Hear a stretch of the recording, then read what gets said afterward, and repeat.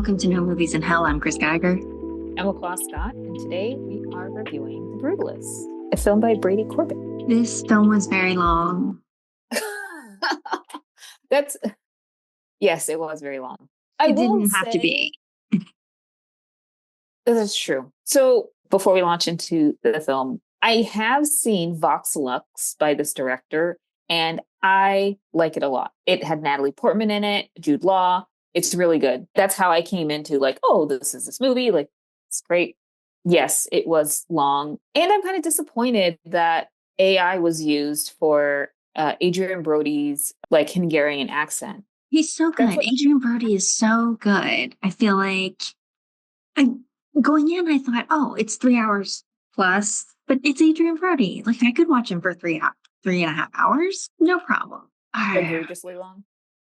There were parts where I was just like, now, why did that happen? Like, that didn't seem necessary to get across the point of what, like, I already got it. Like, this guy is an opportunist. He's not a good person. Like, do we need this extra thing to tell us that? But, yeah. So, but overall, I liked it. I am glad they had an intermission. At the theater I went to see it, they actually, had the full intermission. They didn't just, chop it up and skip into the next part of it. So they let you go for 10 minutes, 15 minutes, which was nice. And I think more movies that are that long should maybe have intermission.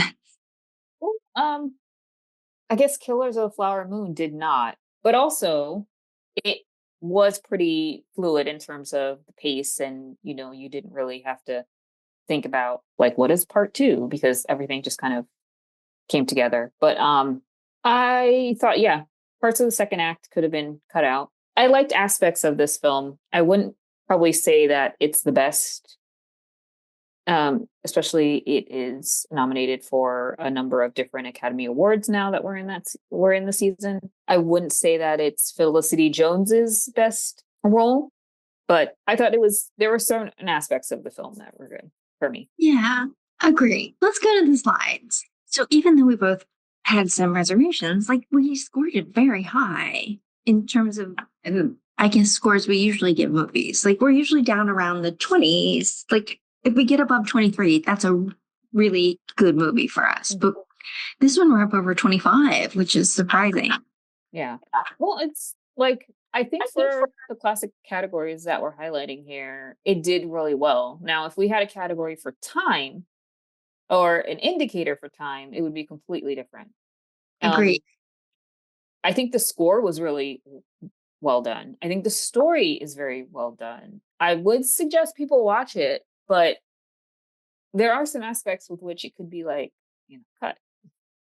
Well, I think that's why I gave this story a 2.5 instead of a 3, because there were extra points taken off because of the time dragging and the extra things that were added in that seemed unnecessary.